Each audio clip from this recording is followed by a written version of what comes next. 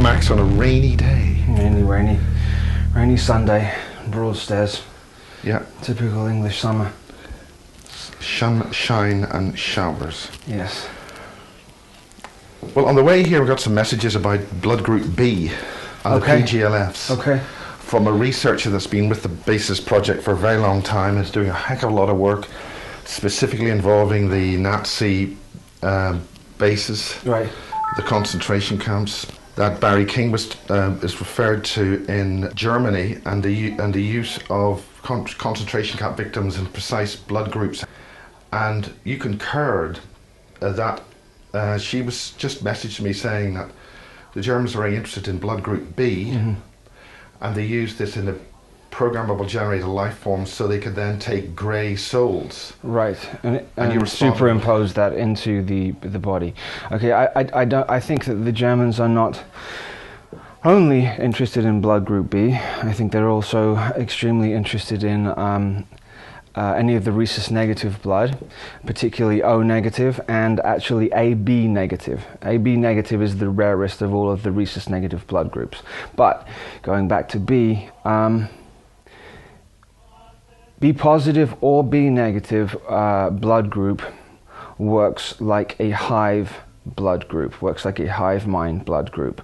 Not to say that anybody who has B blood is not an individual themselves, it's just on a collective level. They are working for a single agenda without knowing it. So if you could amass a huge amount of people with blood group B, then you could have sort of an army working for you, and each individual would be unknown that they are actually part of the collective. Well, that would be some kind of a gang stalking situation then, where you could get an awful lot of people who would respond to that. Well, yeah, because there's a lot of people who have blood group B. Now, it's interesting from my point of view, and also some more work that's been, data that's been published, is on Andrew Power has written a very important book about Ireland, Land of the Pharaohs. Yes. And Ben, the hospital porter, has done a bit of an analysis on that and had a chat with Andrew Power. He's Andrew Power is somebody who's did some research about the matrix control of Ireland, and how the Battle of the Boyne was actually a ritual and not a battle. But the important thing about this is another person has found out that Northern Ireland is very highly rhesus negative. Okay. So from the point of view of programming people, yes, it's a lot easier to do, and that's why you have, Northern Ireland is a extraordinarily locked down facility, and the upside to having O negative blood or rhesus negative blood is that it has and absorbs a much higher amount of oxygen into it. So the body allows far more oxygen into the blood. So, for example, if you were a runner, or if you were a fighter, or if you did anything physical, your endurance would be longer and you would be more explosive. The downside to having rhesus negative blood is that they run out of steam very quickly. They have to stop and they have to regroup and then go again. The O positive blood has a much longer endurance. It's not explosive. So if you had an army of rhesus negative an army of rhesus negative, then they would be excellent in a very short term. They could destroy something that's necessary very, very quickly. It's just that only lasts for a very short period of time. They're very explosive, but then they burn out quickly. So you'd use them hit hard, and then pull out, and then use your endurance. Yes. But they do hit harder than any other of the blood streams, and then there's the nature of the blue blood, because the oxygen into the blood, then it's a higher copper content. Thus, when oxygen hits the blood, it turns a slightly bluish color. So is that related to the Greys or reptilians or the two families? Most all of the reptilian beings the Alpha Draconis, and well, I mean, if there's 6 or 7 types of reptilians that are on this planet. Some snakes, some velociraptor looking, some actually look like dinosaurs, but generally they have, the shape-shifting ones all have rhesus negative blood. You don't, okay. Okay, so with the super soldier topic, the benefits of having the rhesus negative are that it is easier for the queen, quote unquote, queen bee to take control of all the rhesus negative, because they are working like that. But they do have O positives working also with them. It's just the O positive are a lot more difficult to control, but through trauma. I mean, it's like we were talking about earlier, a lot of the children die when they go through this process, but the ones who do survive, the O positives that do survive, are extremely beneficial to that, because the endurance goes on and on and on and on and on. So what about the current situation? The last interview you mentioned a lot of the children had died in your program. Yeah. Could you really describe what your program involved? And of course this connects us with James, who's now being arrested. Okay, so I have flash sort of memories, and they start from really when I was at the first school that I went to, which was in Sussex, and I started to have memories then. And then after that, they were sporadic. So then after that, I sort of remember being, so first of all, maybe 5, 6, 7 years old, then nothing. And then more like 11, 12, 13 years old. And then when I sort of blocked it out. Then as I reached my mid to late 20s, I wasn't able to block it out anymore. I think that I began to use drugs or alcohol because I didn't want to face what was going on. When did you start this? When did this happen? In terms of self-abuse in that way, well, it started when I was very, very, very young. When I was 2, 3, 4, 5, I have multiple memories of things coming into my room, and it always happened in the room. And they were some nasty things. What do you mean by nasty things? Sort of sexual, intrusive sexual things. A lot. I remember seeing a lot of witches, sort of stereotypical looking sort of witches. I would be taken out of my bed. I'd sort of float up above my bed, float up through the roof of the house, up further and further, and then I'd go through a set of black clouds. I'd go above the black clouds, and then I'd sort of see even almost like a stereotypical looking Macbeth. The witches of Macbeth sort of round a cauldron, and they'd be cackling. And then when I'd see that, I'd go into shock and I'd freeze, and then I'd kind of black out and feel myself lying back in the bed again. So because this went on continuously when I was very young, and I used to call for my parents, and then after a while they stopped coming, so I had to start dealing with it myself. Now, when I was 15, 16, 17, I'd sort of forgotten that had happened. When I was 15, 16, 17, something happened, and something triggered me, and I think it was probably a very close friend of mine said something, and I heard a click in my head, and I remembered all the things that had happened again. What happened?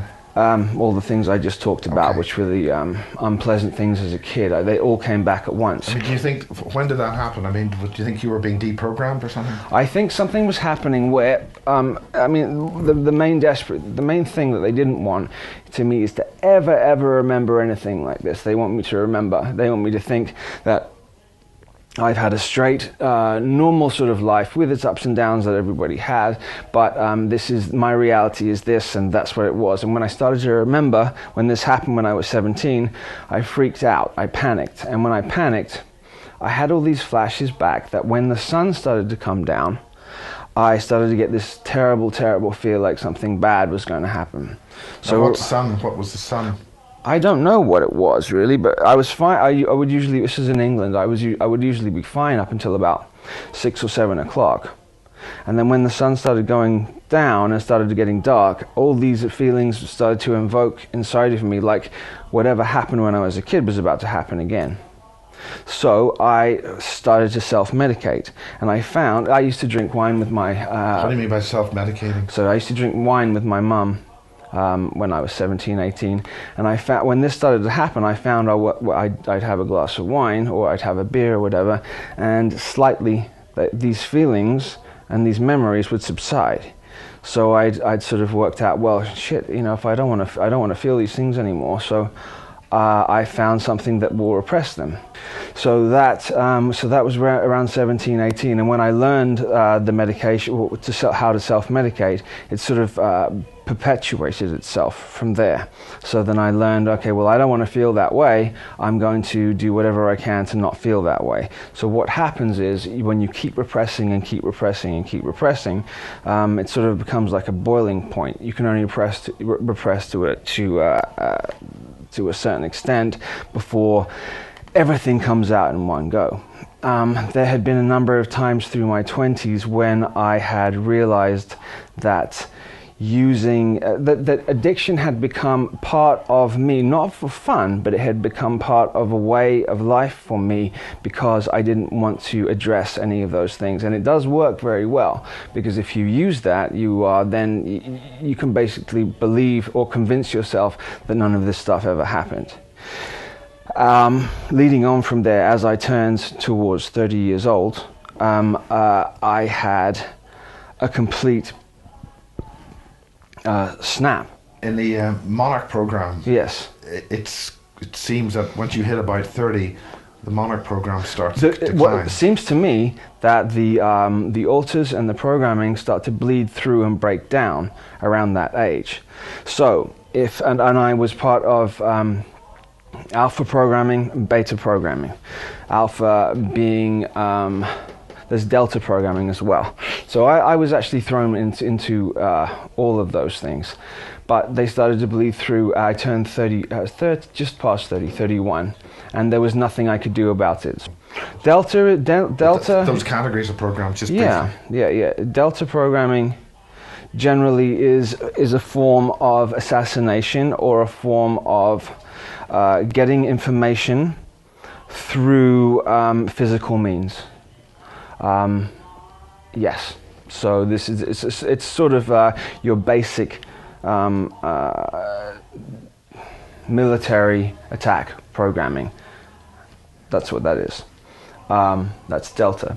Beta programming is used 80%, usually 80%, which is the Monarch, 80% of women, and there are 20% of men which are used, which is also sexual programming. So giving and receiving information through sexual means. So a spy would be able to go meet up with somebody, have sex with them, and then download the information that was necessary from the person to collect it into their cells, then go back to whoever you are working for, have sex with this person, and then download the information to this person. So it is all done through that means. Now, how do they do the download? How do they do it? When you say download, you sort of look at somebody's eyes. So as soon as the sexual act is done, then the two energy fields of the people merge. And if you are shown or trained in a specific way, most often unconsciously, then this information is then downloaded to the energy field of that person. And then you can be hooked up to a machine, or you can have sex with somebody else, and then that person gets the information. It's being done a lot by the Russians. They're sending out 13, 14, 15-year-old girls out into certain areas in the US and the UK, and sex acts will be done with high businessmen, and the information then will be taken and given back to where the KGB, if that exists. You know what I mean? So it's been still in use. It's very effective. It's very effective because nobody thinks that is the way that it's done. And Absolutely. then the whole point is that the actual person themselves doesn't know they've got the information. Yeah, absolutely. Most often. Right. And then the other thing is that if you get rid of that person, your resources, you haven't really expended too much resources. No, because there's plenty of other ones who can do the job again. Now, is this where these children are collected? I mean, okay, so going back to that, so when I was talking about the children who were involved, so that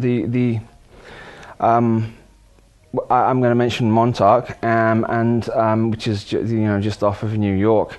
I'm not exactly sure that I was in Montauk, but when I look at it, it is very familiar to me.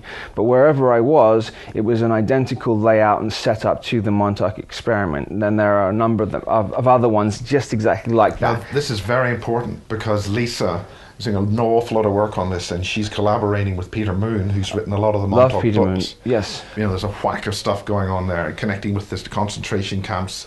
Yeah. But there's smoke signals which indicate that Rudloe Manor, yes, and Warminster, very close to Devizes in Wiltshire, may have had some kind of involvement with this stuff, but that's only just little whiffs of smoke. The thing is that a previous soldier who's spoken is saying that there's something that the stuff that he was exposed to was in the artillery. It's just horrendous stuff. Yeah, in terms of that, what I have seen is I've seen those spiders that are about. I have to be when I see them. I'm in an in-between state. It's not like I can look up and see them now, and it's just before I fall asleep, or if I'm in an in-between state, that's when I see them. And they're about this big, and they seem more mechanical than actual beings. And I've seen them many times, and sometimes maybe 3, 4, 5, 6 of them crawling across the ceiling. Not only that, when I was living in an apartment in Los Angeles, I fell asleep one time. And I knew I was under attack at that moment, and I heard these things rushing across the ground, and they were squeaking and they were sort of scuttling around. And when I looked at them, I could see that they sort of looked. I know it's going to sound strange, like gremlins. They looked like actual from the movie Gremlins, and they sort of seemed to be mischievous things to cause sort of more chaos, and they always seem to be around when there was these shadow beings around too. So whatever these little scuttle things are controlled. And well, a lot of people are now seeing these things. The ones that run along the ground? Scuttlers. I saw them first in a transmitter. Kerry Cassidy says she's seen them. Lisa's seen them. Some of the crop circle people have seen them. Big things, very large ones. Yeah, these ones I see are about this big, and they look like gremlins. They have ears like that. They have teeth. They make noise and they laugh. They're just like mischievous, like running around things. And they're not nice. No, they're not nice, but they're not evil. But they're mischievous, and they're working for something. They sort of hide things, and they sort of they bring around sort of negative energy too. That ties in with something that, if I can just say this ties in with something very bizarre that happened. I was living in an apartment 222, which ties in with these things. This was in Los Angeles, and one morning I got a letter in the mail, and the letter was addressed to me, and it was from something called the Neptune Society. And I'd driven when driving down Ventura Boulevard in Los Angeles, there's this huge building. You can't really see, there's windows, but you can't really see anything about it. And on the top it says Neptune Society. That's all, there's nothing else. So I'd seen it since I was a kid. I'd never knew anything about it. I received a letter in the mail, and it said the Neptune Society. I opened the letter, and all the letter was saying, it says, "Dear Mr. Spiers, have you ever considered being cremated when you die?" Cremation, and it gives me all these reasons why cremation is a far better way to go than being buried. And it was about this long, and it was signed at the bottom, "If you have any more queries or anything else, please don't hesitate to contact us." So I left it on the side of the breakfast area where I was, and then I went to sleep that night. Well, at 3 o'clock in the morning I woke up, and I heard this crackling sound, and I sat up, and the whole of my kitchen was on fire. All the front of the breakfast area was on fire. The food was on fire. The flames were like coming off like this. Now, was this actual or virtual? It was actual flames. All right. All the top of the thing was burned, and the letter that was on there had completely burned out. I ran up, I jumped, I put the fire out, and also all the gas was turned on. All the gas from the oven was turned on. Ah. Now, well, that would be one way of cremating you. Yes, I thought that was extremely... Probably doesn't do a very good job, though. I had feelings it was connected to the Hellfire Club. And because you mentioned the Hellfire Club is interesting because I think it involves Jimmy Savile, and also Yes. the methodology of Marie Kayali's daughter's Really? attempted incineration in hospital. They like that. There's something because there's something about the element of fire which allows these beings to come The through. Ring of Fire. Yes. Well, there you go back to the Johnny Cash song. That's the Ring of Fire. Johnny, he's talking all about that. That's what he's talking about. It's a hellfire ritual. But when I got up that morning to leave the house, there was a black Suburban, tinted windows Suburban sitting outside the front of my building, and on the license plate it said "Blow You Up." And as I woke up, So they were basic. Oh, that was in the dream. this is real. Oh, this is real. The flames were real. Waking up was real. The car was real. So they're basically letting you know. That was 2011 that happened. And you know what day it happened? It happened on August the 12th. And August the 12th is a very specific day because it is connected when Sirius is at its highest point in the sky. August 11th, 12th, and 13th are called the dog days because the dog star is the most visible. Now, Crowley got married on August the 12th because he sees it as when Sirius has its highest effect on this planet, and he was trying to bring in an That open. wouldn't happen every August the 12th, would it? What's that? It wouldn't happen every year, would it? What doesn't happen every year? That Sirius would have its most... Yes, every single year. Okay.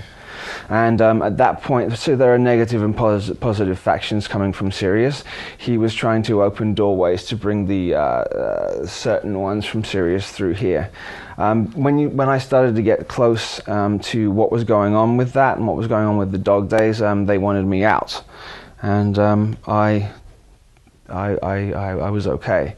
It was fine. There was a couple of other things on the 13th of August and the 14th of August, there was a couple more attacks that I had. Out of nowhere, my whole apartment became infested with cockroaches within a 24-hour period. Cockroaches coming out of everywhere. So now, is that an actual placement of them, or is it somebody did materialize them in? Or? I think that I was being... it was the heaviest attack that I've ever had. I mean, this is the kind of thing you only sort of see in horror movies. Yes, and it was absolutely real.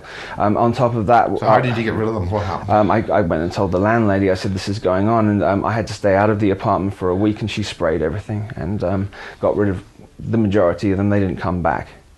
And has this happened to other people? I mean, was it just a dirty apartment, or no? This was a block. I mean, was this something? No. It was a very nice apartment, yeah. And it was. But then the number of the apartment was 222, which is a resonance of me because that's my birthday, 222. But and the important thing about resonances is that's a mechanism of getting things through. Yes, 222 is also a doorway. Right next to the front door of the apartment, there was a hall, like an archway like this, and 3 o'clock in the morning again. On the 13th, I think, I thought I got out of bed. I went to go over. I heard a noise, and something came out of the wall. What it was, I think I was dreaming, but I was half dreaming, half awake. It looked like the stereotypical what predator looks like.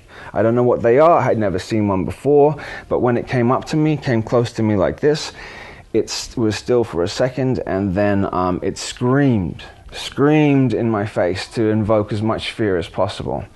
I had learned at that point, I was had a deep understanding of solfeggio and sound harmonics, and I knew the harmonics to do with my voice to try and help it, to try and get rid of it. I did this sound, which is the HU, H-U. It's a certain frequency sound, and when I did it, it sort of got back into there.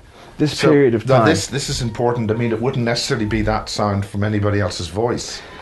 For your voice, yeah, it works. HU. Yes, yeah, the HU sound, yes. Yeah. You can find that on YouTube. Yeah, but for other people, it wouldn't necessarily work. If you because of basically the resonance of the voice is the important thing. Yes. There are certain sounds, there is a certain sound that they cannot stand, that they panic and they run away from. And well, like in this spoof science fiction comedy film, Alien Invasions from Mars or whatever it is. Oh, Mars Attacks? Mars Attacks. Yeah, well, there's a lot of truth in that movie. They used yodeling country music as a means. That's funny, yeah, right. Yeah. Yeah, so that was I stayed in that apartment. Just while we're on the movie, anything in that's just true that... Well, I don't know that movie as well. I know They Live, and in the movie They Live, and in They Live, there is a sound, there is a frequency, I don't know if you remember it towards the end, that Roddy Piper goes to, and it's a frequency that's being beamed out, which enables these aliens to look in human form. And when he breaks this frequency, then they're all seen. Yeah, I've noticed since we've changed to digital now, my senses have become extremely heightened, and even when I'm just listening to the TV, or even when you turn the volume down, I hear this sound frequency coming from the television that completely messes with my pineal gland. Now this is important because another member of the base's back room, so to speak, right. The thing is that he had devised a device to encrypt records on CDs so that it wouldn't be able to be copied. Right. But it was a type of acoustic thing as opposed to some kind of digital trademark encryption. Right. And when he played this in the record executive, the board, a number of the board just freaked out because they were reptilian. So he completely freaked out, I'm sure, yeah. So there's a particular sound that they cannot stand, yes. Because it alters the holographic projection that they're keeping. And I think it's a misconception that they are actually shape-shifting. Some are, but it's a misconception. Yeah. What they're actually doing is altering your visual cortex to make you think you're seeing them that way. Yes, absolutely, yes. And this is very important as well, because you can that's the truth. They're not actually looking that way. They've just manipulated your mind to think that they are. And that must work through all kind of visual media. Otherwise, you'd see a lot of these aliens walking around on TV. Absolutely, yeah. I've noticed a lot of newsreaders, because they're doing that as an indoctrination and conditioning. If you look at newsreaders, because they're the ones who are in your house every day. Look carefully at the newsreaders. It's slowly drip conditioning you to accept. BBC is the worst, I think. Yes. I mean, ITV, I can't watch it. I heard somewhere that the true acronym of BBC, and it's not British Broadcasting Company, and I can't remember it now. But you might want to look into that. Yeah. Also it comes up to 7. Nice. B2, and C3. 7 is the number of the serpent. Right. And it's interesting that in the early days of broadcasting, it was a British Broadcasting Company. Ah, okay. Not corporations. Not corporations, so now it's... Okay, yeah. Okay. So a lot of things... There's some radio amateurs who have twigged about broadcasting. Something happened. Yes. They're beginning to see, look, when broadcasting started and we adopted the types of broadcasting we use, sure. They've noticed that something started to happen in society. Yes. And this, of course, links with my stuff with Caroline and all that sort of stuff. Can I just go to the loo? Yeah, okay, we'll take a break.